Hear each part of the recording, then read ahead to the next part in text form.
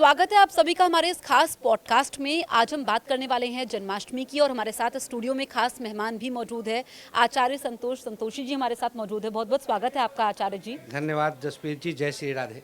जन्माष्टमी बहुत नज़दीक जी है, लोग तैयारियों में जुटे हुए हैं। आप बिल्कुल। बताइए कि इस बार की जन्माष्टमी में क्या खास है।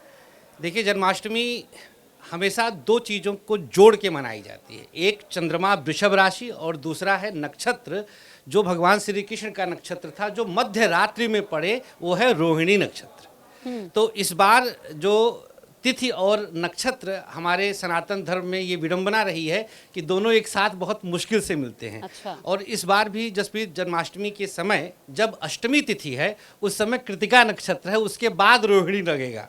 तो मतलब रोहिणी जा रहा है 17 में और तब नवमी लग जाएगा। तो ये थोड़ा सा कंट्राडिक्ट है, लेकिन हमें तिथि ही कंसीडर करना है। तो 16 तारीख को खास तौर पर जब चंद्रमा वृषभ राशि कृतिका नक्षत्र में रहेगा, उस समय जन्माष्टमी मनाई जाएगी और यही इसकी सबसे बड़ी खासियत है। क्योंकि जन्माष्टमी की तिथि को लेकर भी बहुत जी। कंफ्यूजन रहता है, तो हाँ। 16 को मनाई जाएगी। बिल्कुल, कन्फ्यूज़न तो नहीं रहता है। नक्षत्र मैंने अभी बताया ना, ये बहुत रेयरेस्ट ऑफ रेयर योग होता है कि तिथि और नक्षत्र एक साथ मिल जाएं। अच्छा। और यही विडंबना है अपने यहाँ हो जाता है भाई, चंद्रमा के घटी और पल के आधार पर ही तिथि बदल जाती है। तो तिथि इस बार जो अष्टमी तिथि है वो 9:23 तक है, 16 अगस्त को रात में। अच्छा। इसके बाद उस समय उसके बाद जो है नवमी तिथि लग जाएगी और जन्म जो है अष्टमी में ही हुआ है। तो हमें 16 को ही कंसीडर करना पड़ेगा और यही वैष्णव का ही व्रत भी रहेगा। अच्छा, उस जी दिन व्रत भी रहेगा। जी ठीक है, हम उस पर भी चर्चा करेंगे, लेकिन सबसे खास बात आप ये बताइए जिसपे जी। बहुत कम लोग चर्चा करते हैं हाँ। कि श्री कृष्ण की कुंडली क्या कहती है। देखिए, सारा खेल तो ग्रहों का ही है। भगवान श्री कृष्ण का जो अवतार रहा है ये मानव योनि में ही रहा है, इसलिए इनका जन्म भी हुआ और मृत्यु भी हुआ। ये मानव योनि में आने की सबसे बड़ी विशेषता है। तो नक्षत्र का खेल रहा। हम लोग के यहाँ अवध में कहावत होती है जसप्रीत की, नक्षत्र बली होना। अगर आपका नक्षत्र बलवान है तो ही आप युग प्रवर्तक बन सकते हैं, और भगवान श्री कृष्ण इसीलिए जाने जाते हैं। एक कुशल रणनीतिकार, एक कुशल सखा, एक कुशल राज सत्ता, तो हर रोल में उन्होंने एक आदर्श स्थापित किया। तो उनकी कुंडली के विषय में आपने प्रश्न किया, और हमारे ख्याल से ये डिजिटल मीडिया के इतिहास में पहली बार होगा कि उनकी कुंडली पर हम लोग इस तरह डिस्कस करेंगे। देखिए, वृषभ लग्न का उदय था जब भगवान श्री कृष्ण का जन्म होता है। रात 12 बजे वृषभ लग्न, चंद्रमा लग्न में ही उपस्थित केतु के साथ। केतु को कहते हैं धर्म पताका, धर्म संस्थापनार्थाय संभवामि युगे युगे। तो धर्म को पुनः स्थापित करने के लिए भगवान श्री कृष्ण का जन्म हुआ। धर्म युद्ध कराया इन्होंने, अर्जुन को उपदेश दिया। कैसे दिया? चंद्रमा इनके लग्न में था। और क्या है चंद्रमा लग्न में होने की विशेषता? ये रसिक हैं, ये रास रच जाते हैं, इनके अंदर रस भरा है। और चंद्रमा ही सबसे रसीला ग्रह है। रसीला क्यों? रस एक तरलता है, और चंद्रमा को तरलता का कारक कहा जाता है, जल का कारक है। तो इनके अंदर चंद्रमा के अंदर 16 कलाएं होती हैं, और वही भगवान श्री कृष्ण को भी कहा गया 16 कला युक्त थे ये। तो जो भी रास इनके अंदर रहा, जो भी रस रहा, जो भी इनके अंदर विशेषताएं हम देखें लीलाओं में इनके, वो वही चंद्रमा का खेल है। तो चंद्रमा का लग्नस्थ होना, केतु के साथ होना, और रोहिणी नक्षत्र चंद्रमा का अपना नक्षत्र है। देखिए, पूर्णिमा, ये अष्टमी नवमी के आसपास का जन्म और चंद्रमा अगर बलवान मिल जाए तो व्यक्ति अपनी इच्छाओं का राजा हो जाता है। अच्छा। तो भगवान श्री कृष्ण भी ऐसे ही थे, जो चाहते थे, जैसे चाहते थे, सब खेल खेले, सारी लीला किया उन्होंने भगवान श्री कृष्ण ने। तो अभी मैंने सिर्फ 2 ग्रह के विषय में बताया, अभी आपके पास और मैं काउंटर दूंगा कि और ग्रहों के विषय में आप पूछिएगा, क्योंकि इनकी समस्त कुंडली पर अगर हम लोग डिस्कस करें ना तो पूरा दिन कम पड़ जाएगा। इनकी लीलाएं ही ऐसी रही हैं। तो फिलहाल हमने चंद्रमा और केतु के विषय में बताया कि चंद्रमा कलाओं से युक्त, बांसुरी कला बजाते थे, सब मुग्ध होकर के, सब गाय सारी आकर के बैठ जाती थी इनके पास सिर्फ बंसी की तान से। तो ये वेणु थे, वेणु को लेकर के जिस प्रकार से ये खेलते थे, रस था, वो सिर्फ चंद्रमा का ही देन है। और रात का जन्म। बहुत बढ़िया बातें आपने बताई और मुझे लगता है कि ये बहुत कम लोगों को मालूम होगा। बिल्कुल। अच्छा, क्योंकि जन्माष्टमी में कहा यह जाता है कि अगर आप सच्चे मन से लड्डू गोपाल जी को जी याद जी करते जी हैं तो जी। आपकी सभी मनोकामनाएं पूरी बिल्कुल होती है। ऐसे बिल्कुल। कौन कौन से मंत्र हैं जिनका जाप करना चाहिए? जसप्रीत देखिए, मंत्रों के साथ बड़ी विडंबनाएं हैं। मंत्रों के साथ बहुत सारे वर्जनाएं और बंधन होता है। अच्छा। हर कोई मंत्र कोई भी नहीं जप सकता। ये हमारे शास्त्र में, जैसे ओम, हर कोई ओम नहीं कर सकता ना, बिल्कुल भी नहीं, शास्त्र अनुमति नहीं देते हैं। अच्छा। और हम शास्त्र से हट करके चल ही नहीं सकते। सनातन का आधार धुरी ही शास्त्र है। तो मंत्रों की जहां तक हम बात करें, सबसे आसान जो है, हरे कृष्ण कृष्ण कृष्ण हरे हरे, हरे राम राम राम हरे हरे। देखिए कितना आसान है। हाँ, बिल्कुल। बस ये हर कोई कर सकता है। और सबसे बड़ी बात जसप्रीत, जब गृहस्थ इसे करेगा ना, इस मंत्र की एक खास विशेषता है कि इसमें कोई संस्कृत के शब्द नहीं है। ठीक, तो इसके साथ कोई बंधन नहीं रहेगा। नहीं तो तमाम अभी कोई जपने लगे तो 10 लोग कहने आ जाएंगे, अरे आप कैसे जप रहे हैं, आपको तो अधिकार ही नहीं है इस मंत्र को जपने का। तो फंस जाएगा मामला। तो हम उस कंट्रोवर्सी में क्यों जाए। हमने जो मंत्र दिया आपके इस पॉडकास्ट के माध्यम से, वो बेहद आसान है। कोई भी गृहस्थ तैयारी के साथ भगवान के समीप बैठ करके, अपने लड्डू गोपाल के समीप बैठ करके एक दीपक प्रज्वलित कर ले, धूप जला ले और बिल्कुल आर्त भाव से माधव को अपने हृदय में याद करते हुए, मतलब हृदय में वो प्रकट हो जाए। जब वो हृदय में हमारे दिखने लग जाएंगे, नेत्र बंद हैं, इस समय हमें जसप्रीत नहीं दिख रही, इस समय हमें कैमरा नहीं दिख रहा, इस समय हमें कुछ नहीं दिख रहा, इस समय हमें हमारे माधव दिख रहे हैं। जब ये भाव आपके अंदर आ जाए, उसके बाद जब आप मंत्र जपते हैं तो वो मंत्र सिद्ध हो जाते हैं। और मंत्र कैसे बनता है भाई, ये एक पंक्ति है, देखा जाए तो प्रैक्टिकली ये मंत्र कब बना, जब हम इसको अनवरत जपे, मतलब कम से कम 108 बार, अच्छा। कम से कम 3 माला कर लिया, 324 बार कर लिया, अपनी अपनी समय की उपलब्धता से। एक कहावत जरूर सुना होगा आपने, यथाशक्ति तथा भक्ति। आपका जब अगर 10 मिनट ही मन लगे, अब किसी ने कहा कि भाई 11 माला जप लीजिए, अब पता चला वहीं फोन भी आ रहा है। हाँ। अब मंत्र तो भंग मतलब हो गया। फोन वगैरह को बिल्कुल साइड में रख के जब आपके आपका पास मन समय- जितना लगे, मैं इस बात मतलब पर अगर हमेशा 108 बार आपने बोला है तो जरूरी नहीं है एक साथ आप करें, या एक साथ ही करना है, नहीं, फिर वो मंत्र नहीं फिर कहलाएगा। मंत्र नहीं कहलाएगा। मंत्र के साथ, मंत्र एक संकल्प है। हमने मंत्र ले लिया, मतलब हमने संकल्प ले लिया। तो आपने एक मंत्र बताया है, ऐसे और कौन से मंत्र हैं जिसे आप जन्माष्टमी में जी। जब आप मंत्र पढ़ेंगे तो हाँ। फिर भगवान श्री कृष्ण की आपको कृपा प्राप्त होगी जी उस जी दिन? जी। देखिए, सबसे मैं बहुत गहराई से एक बात आपको बताऊंगा और लगभग हमारे प्रबुद्ध दर्शक सभी जानते भी होंगे। भगवान श्री कृष्ण का जन्म उत्सव है। हाँ, जन्म लिया है। जन्मोत्सव, हाँ। ठीक, तो अगर मान लीजिए कि किसी के परिवार में संतान सुख बाधित है, बाधित बोले तो खास तौर पर जैसे कि बच्चा हुआ लेकिन उसका सुख नहीं मिल रहा, बच्चा गलत रास्ते पर चला गया है, इस तरह से दिक्कत है, तो एक गृहस्थ आश्रम में एक बहुत बड़ी चिंता का विषय हो जाता है। आजकल बच्चे जुए की लत में पड़ जाते हैं। बिल्कुल। कम उम्र में देखिए शराब और नशे करने लग जाते हैं। ग्रेजुएशन में जाने वाले बच्चे, मतलब हद हो जाती है। आप सोशल मीडिया आप देखते रहिए। ऐसे में माता पिता संतान गोपाल मंत्र का जाप कर ले। अच्छा। अद्भुत है, हरिवंश पुराण से लिया गया है। ओम देवकी सुत गोविंद वासुदेव जगतपते, देहि में तनयम कृष्ण त्वामहम शरणम गतः। देखिए, मंत्रों के साथ इनके उच्चारण की शुद्धता, अब शरणम कह दिए हम, शा नहीं किए, सा कह दिए, आ गया अंतर। नमः में नमः यहां से आवाज आए, नमः ऐसे, तब उसकी सिद्धि होती है। पता चला कि हम बस ठीक है, उसका प्रत्यक्ष लाभ इतना है कि भाई हम उतनी देर भगवान के समीप बैठे हैं। हाँ, लीन है। लेकिन मंत्र आप अगर अच्छे से जप सकें, उच्चारण बहुत जरूरी है, तभी आप मंत्रों को खेलिए, अन्यथा मंत्रों से न उलझें तो बेहतर है। हाँ, आप कंठस्थ है, आपके पास उच्चारण शक्ति है, करिए आप जितना कर सकते हैं। जन्माष्टमी में ये कहा जाता है कि भगवान श्री कृष्ण की विशेष कृपा प्राप्त जी, होती है, जी, तो जो जी, जी, विद्यार्थी जी, हैं जी। उनको क्या करना चाहिए? देखिए, बहुत अच्छा सा प्रश्न आपने किया है। भगवान श्री कृष्ण अध्ययन के विषय भी हैं, इनका प्रबंधन जिस तरह से इन्होंने सब मैनेज किया, इनकी डिप्लोमेसी, इनकी कूटनीतिज्ञता, हाँ। पांडव और कौरव को कैसे खेलते गए हर कदम कदम पर, उन सब के ये प्रेरणा स्रोत हैं। मतलब एक गृहस्थ आश्रम में मुझसे अगर व्यक्तिगत तौर पर पूछा जाए तो मैं कृष्ण उपासना की ही सलाह दूंगा। इसलिए नहीं कि मैं भागवत में डूबा हुआ एक भागवत का विद्यार्थी हूँ, भागवत कथा प्रवक्ता हूँ, बल्कि इसलिए क्योंकि हमें गृहस्थ आश्रम में रहते हुए भक्ति कैसे की जाती है वो कृष्ण बताते हैं। तो आपने ये बहुत ज़रूरी बात की है आम जीवन में, जी। क्योंकि जब आजकल हम देखते हैं इतना तनाव है, लोग चिंता ज़्यादा करते हैं। हाँ। और इस साल हमने देखा कि इतने हादसे हुए हैं। बहुत, ऐसे बहुत, में भगवान श्री कृष्ण से क्या क्या बातें हम सीख सकते हैं?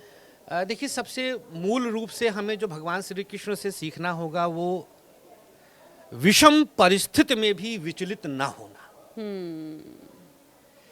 जसप्रीत, जिस प्रकार से भगवान श्री कृष्ण का जन्म हुआ है, मुझे नहीं लगता कि उसके बाद किसी का जन्म यूं हुआ होगा कि सगे भाई ने जेल में डाला हुआ है, कितने संतान इनके भाई बहनों को मारा उसने, हत्या किया कंस ने, और फिर इनका जन्म होता है भगवान श्री कृष्ण का। तो इस ऐसी विषम परिस्थिति में भी संतुलित रहना, भगवान श्री कृष्ण गीता में कहते हैं कि हमें ऐसे इंसान बहुत प्रिय हैं जो तटस्थ रहते हैं, संतुलित रहते हैं। कुछ हो गया, बिल्कुल बैठ करके हम आंसू ना बहाएं, मतलब खुशी में अत्यंत जो है प्रसन्न ना होना, प्रसन्न ना, और दुख में बहुत ज़्यादा बिल्कुल आर्त ना होना। हर परिस्थिति को ईश्वर का प्रसाद समझकर ग्रहण करना भगवान कृष्ण को अति प्रिय है।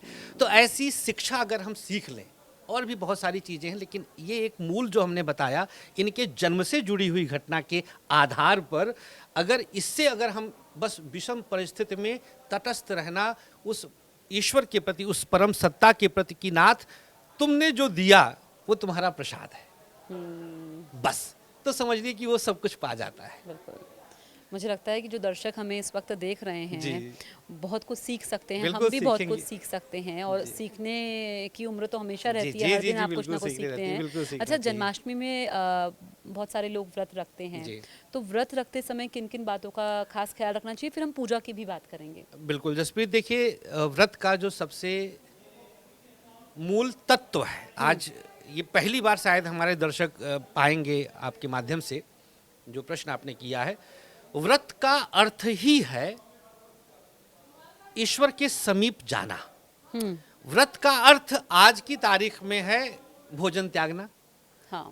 भाई यही तो जानते हैं है, दुनिया, बिल्कुल। अब फास्ट है हमारा, व्रत है तो भोजन त्याग दिया, नहीं। भोजन त्यागना गौड़ है। भोजन इसलिए त्यागते हैं, उसका तार्किक अर्थ ये है कि जब हम भोजन त्याग देते हैं तो हमारा जो चित्त है, हमारा जो मन है, वो विषय भोग में नहीं जाता। हाँ। आहार का बड़ा प्रभाव पड़ता है। हाँ, इसीलिए क्या सात्विक खाते हैं? आहार जी। तो हम जब भोजन का परित्याग किए, अनाज का परित्याग किए, तो हमारा भाव ईश्वर के समीप जाएगा, हम पवित्र भाव से रहेंगे।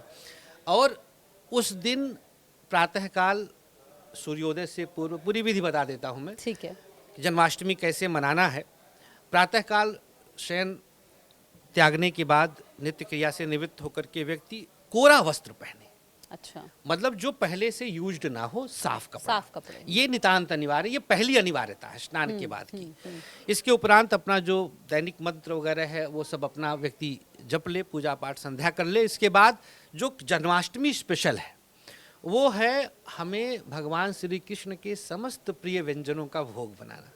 जैसे ये नितांत अनिवार्य है। जैसे भगवान श्री कृष्ण को मक्खन से संबंधित, रबड़ी मलाई से संबंधित भोग अति प्रिय है। लाला खूब छक के खाते हैं उसको। अब ऐसी स्थिति में हमें जितना मिष्ठान बना सकते हैं अपने श्रद्धा भाव से सब बनाइए, अच्छा, उनको पवाना है। हाँ। और प्रातःकालीन भोग, मध्याह्न भोग और संध्या का भोग, और रात में जब 12 बजे जन्म कराया जाएगा, जन्म कराने के लिए प्रतीकात्मक रूप से खीरा चीरने का प्रावधान है, और धनिया की पंजीरी बनाते हैं इसमें। हाँ, वो प्रसाद के रूप में। प्रसाद के रूप में बहुत अनिवार्य होता है। तो ये कुछ विशेष प्रसाद हम बनाकर रखें, खूब पवित्रता का ध्यान दें, बिल्कुल पवित्र रहें, पूरा प्रयास करें कि गुस्सा ना करें उस दिन। हाँ।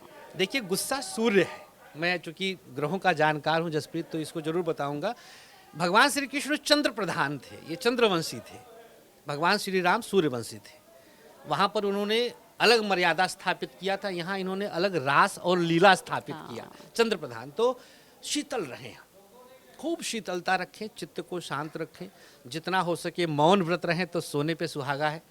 और भगवान श्री कृष्ण के मंत्र, सबसे छोटा सा मंत्र 12 अक्षरी, ओम नमो भगवते वासुदेवाय, बस शांत चित्त होकर के इसे जितना आप माला फेर सकते हैं आप माला फेरें, बस मन लगा करके। ये नहीं कि बोझा है कि गुरुजी ने कहा 11 माला जो कर रहे हैं हम सच्चे मन से करें। हाँ, कि 11 माला गुरुजी ने कहा है तो हम 11 माला आज जब के ही उठेंगे।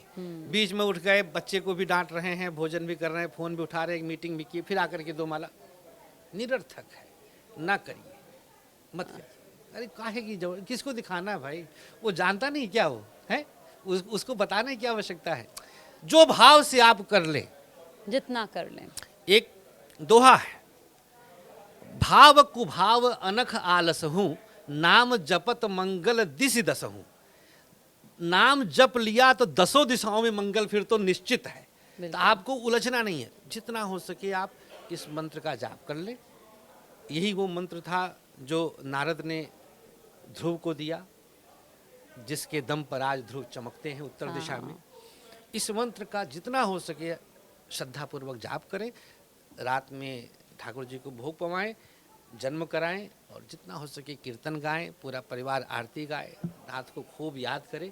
जन्माष्टमी इसका इससे अच्छा कुछ उदाहरण नहीं होगा। ठीक है, तो पूजा का भी कोई समय ऐसे है कि रात 12 बजे, मध्य रात्रि। मध्यरात्रि। हाँ, जो आता है श्रीमद् भागवत में, भागवत जी में, वो है मध्य रात्रि, बिल्कुल 12 बजे वही समय होता है। उसी समय भोग आदि आरती आदि करनी चाहिए। जी, ये बहुत ज़रूरी बातें आपने बताई हैं और सभी को इसका ख्याल रखना चाहिए। इस बार जन्माष्टमी में ग्रह नक्षत्रों की चाल क्या है? देखिए, ग्रहों की बात करें तो इस बार की जन्माष्टमी निस्संदेह बेहद खास बन जाती है। इसके कुछ ग्रहीय कारण हम बता देते हैं। गुरु उच्चाभिलाषी हैं, मतलब मिथुन राशि में चल रहे हैं। चंद्रमा मीन राशि में चल रहे हैं। शनिदेव और कुंभस्थ शतभिषा में राहु आ चुके हैं। ये जो कुछ नाम हम ले रहे हैं, ये वो प्लैनेट्स हैं, वो ग्रह हैं जो बड़ी व्यापक भूमिका रखे हैं आज की सिनेरियो में। जन्माष्टमी चूंकि यह एक विशेष तिथि है, इस तिथि पर हम भगवान श्री कृष्ण को जब रिझा लेते हैं, चंद्रमा को बलवान कर लेते हैं, तो हमारे तमाम प्लैनेट्स बैलेंस होने लग जाते हैं। तो इस बार के ग्रह नक्षत्रों के आधार पर हम तो हर भक्त से, वैष्णव से, सनातनी से, हिंदू से आग्रह करेंगे कि जरूर जन्माष्टमी का व्रत रहे। भाई शुगर उगर हो तो थोड़ा संभाल कर, बाकी व्रत रहे, उपवास करे, शांत चित्त रहे, मौन रखे और मंत्र जाप जितना हो सके करे, जरूर कल्याण होगा, कुछ अलग उसको प्राप्त होगा। क्योंकि मैं बताऊं, जब तक मीन राशि का शनि है जसप्रीत, ये खास तौर पे मैं बता रहा हूं, जब तक मीन का शनि है कभी भी कुछ भी हो सकता है। अच्छा। मतलब सच कहूं तो हमें डरना चाहिए, क्योंकि हम डरेंगे तो हम अपने आप को संभालेंगे, बचाएंगे। तो जहां भागवत का पाठ रहेगा, जहां जो है ठाकुर जी की सेवा होगी, जहां पर सात्विकता होगी, जहां पर संस्कारों की बात होगी, वहां पर रक्षा जरूर होगी। अच्छा, जन्माष्टमी को लेकर के हम तैयारियां बहुत पहले से करते हैं, तो किन किन चीज़ों को घर लाना शुभ रहता है? झूला जरूर ले आएं अगर लाना हो तो, पालना जिसे कहते हैं। अगर घर में छोटे बच्चे हैं तो उनके लिए खिलौने जरूर लें, और जितना हो सके, भाई वैसे तो डेली कान्हा का ही दर्शन करें, हम तो यही कहेंगे, लेकिन उस दिन तो खास आप बच्चों पर विशेष रूप से लुटें और खुद को लुटाएं, क्योंकि वो स्वयं कृष्ण स्वरूप है। और जो बच्चियां हैं वो राधा स्वरूप में उनकी पूजा की जाए, उनका आराधन किया जाए, मैया के रूप में आराधन किया जाए, उनको मनाया जाए, घर में एक उल्लास का वातावरण लाए। देखिए, चंद्रमा ना बड़ा बड़ा प्यारा सा प्लैनेट है। हाँ। मतलब चंद्रमा चांद की सुंदरता का, देखिए आज भी फिल्मों में, गानों में चलता है ना, तो वो सौंदर्य का प्रतीक है। ग्रहों की बात करें तो अगर किसी के जन्मांक में चंद्रमा लग्न लगनेश से संबंध बना लेता है तो व्यक्ति उससे चुंबकीय आकर्षण में आ जाता है। भगवान श्री कृष्ण की कुंडली में है, लग्न में ही चंद्रमा है, उच्च का है, मतलब और सुपर्ब, एक तो मतलब था ही चंद्रमा, उसके नैसर्गिक गुण, ऊपर से वृषभ राशि का उच्च राशि में, और ऊपर से फिर अपने नक्षत्र रोहिणी, मतलब इससे अच्छा कुछ नहीं, हाँ, द बेस्ट। तो जन्माष्टमी का समय ऐसा रहेगा कि हम जितना कृष्ण के करीब अपने आप को ले जाएं, उनके स्वरूप में ले जाएं, तैयारियों में बच्चों को खूब प्रसन्न रखें। उस दिन कीर्तन हो, घर में जरूर कीर्तन हो, नृत्य करें, सब झूमें, राधा राम पर झूमें जितना हो सके, बस वहीं चंद्रमा स्टैब्लिश हो जाएगा और इससे अच्छी तैयारी भी नहीं होगी। बिल्कुल।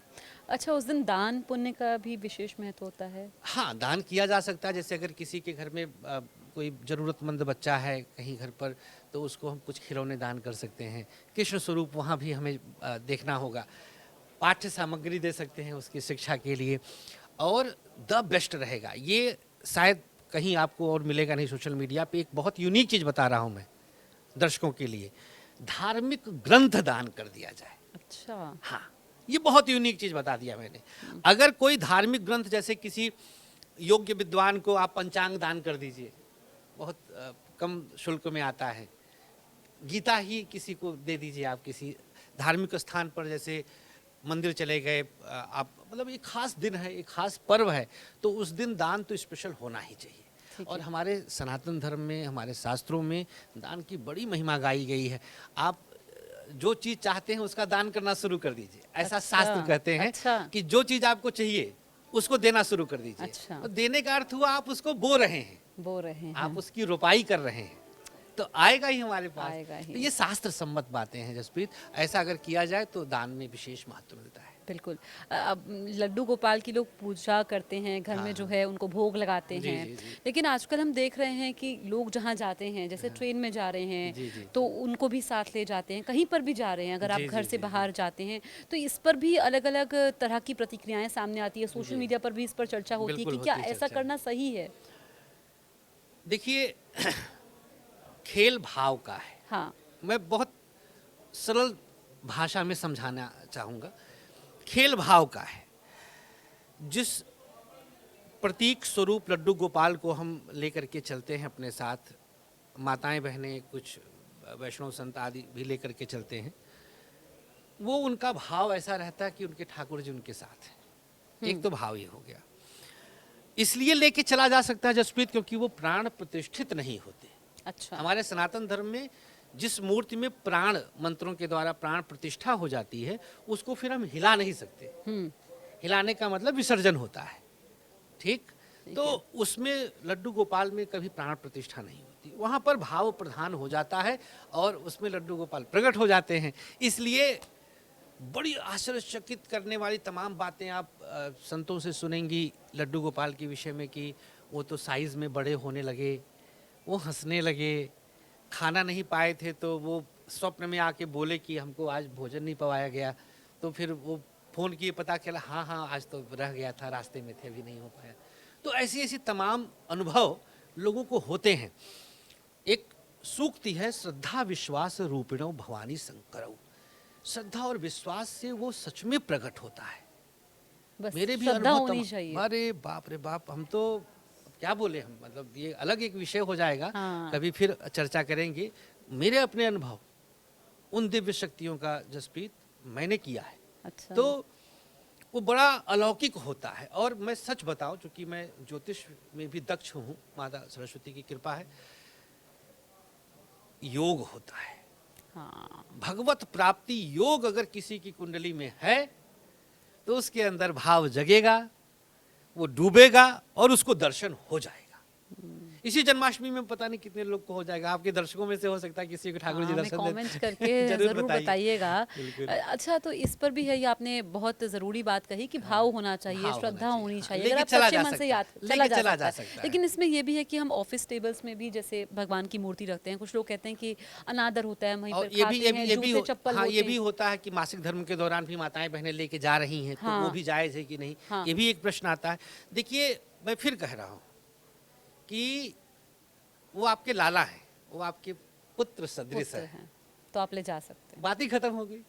ले जाने का बात तो ही फिर खत्म ये हो भी गई। ठीक है, ऑफिस टेबल वगैरह, हाँ, मतलब वो अगर आप लाला चप्पल हैं पहन के आपके, भी आप बैठे उनको हैं खिला रहे तो हैं। कोई भी मूर्ति तो आप रख सकते हैं। बिल्कुल रख सकते हैं, बिल्कुल रखा जा सकता है किसी भी रूप में। एक लेकिन यहाँ शास्त्र प्रमाण आता है, मैं आग्रह करूंगा अपने दर्शकों को 9 अंगुल प्रमाण से ऊपर की मूर्ति अगर है, ये 4 4 8 1 9 9 9 अंगुल प्रमाण से ऊपर की मूर्ति है तो वो सिर्फ मंदिर में रहने की अधिकारी है। अच्छा, ये बहुत तकनीकी छोटी हाँ, मूर्ति तो आप इससे छोटी आप कोई भी लेकर कैरी कर सकते हैं।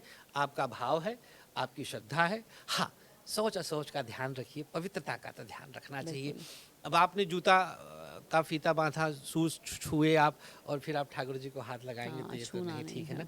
तो आप जितना अपने आप को उस भाव से लेके जा सकते हैं। अब जैसे हम लेकर के चलते हैं तो हम जूता चप्पल नहीं पहनते हैं, हमारा भाव है। बहुत लोग को देखते हैं वो जूता चप्पल पहन के जा रहे हैं, वो उनका भाव है। तो यहाँ खेल भाव का है, लेकिन जितना आप उनको पवित्र रख सकते हैं, it's your duty and responsibility. ठीक है। अच्छा, आजकल लोग व्यस्त भी रहते हैं, जिनका दफ्तर है या जिनकी नाइट ड्यूटी है या किसी कारण वो व्रत नहीं रख पा रहे हैं, या रात में 12 बजे मंदिर नहीं जा पा रहे हैं, उनको क्या करना चाहिए? या किसी मरीज है वो जहाँ पर भी हैं, उनको क्या करना चाहिए कि उनको विशेष कृपा प्राप्त हो जन्माष्टमी पर? अब देखिए जसप्रीत, बड़ा तकनीकी बात यहाँ मैं कह देता हूँ। हमारे दर्शक आजकल बड़े समझदार हैं, तो इसीलिए मैं उनको तकनीकी बात कहूँगा कि व्रत का फल तो व्रत से ही मिलेगा।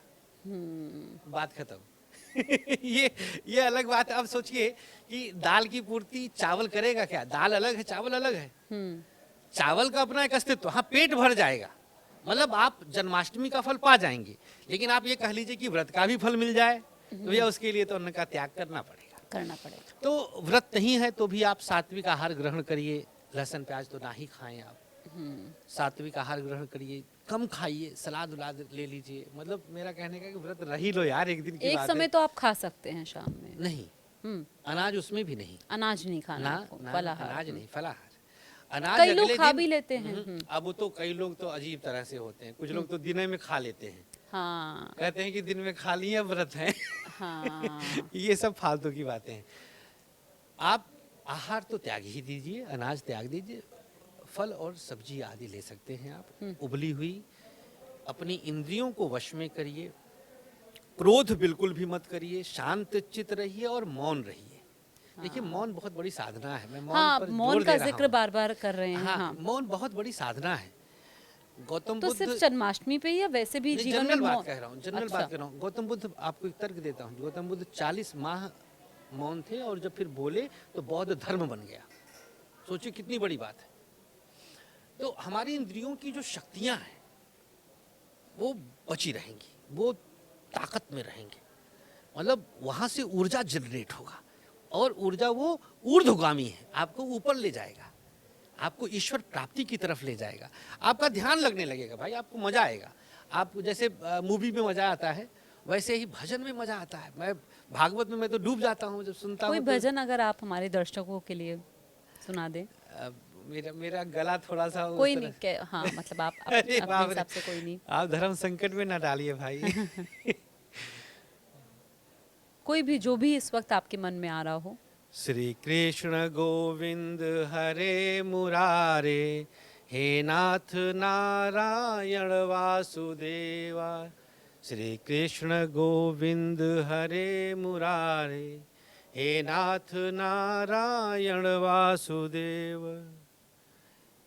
अच्युतं केशवं कृष्ण दामोदरम, अच्युतं केशवं कृष्ण दामोदरम, जानकी वल्लभम। कैसे भूल गया मैं। खैर, भाव आपका कृष्ण के चरणों में रहे, चित्त में उनकी तस्वीर प्रकट हो जाए, हृदय में वो नृत्य करते रहें।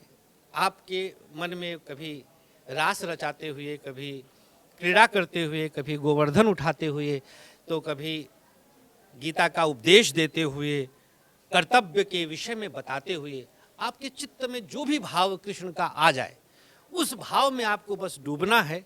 और इससे अच्छी जन्माष्टमी कुछ नहीं। बिल्कुल। आचार्य जी, आपने श्री कृष्ण की कुंडली बताई थी और मुझे लगता है कि बहुत कम लोगों ने आज से पहले इस पर चर्चा की है। तो ऐसा उनकी कुंडली में क्या विशेष था कि उन्होंने रास भी रचाए और फिर युद्ध में भी जो है उन्होंने अपना हुनर दिखाया? बिल्कुल, देखिए मैं यही बात शुरुआत में भी कहा था कि संतुलन बनाना जानते थे। हाँ।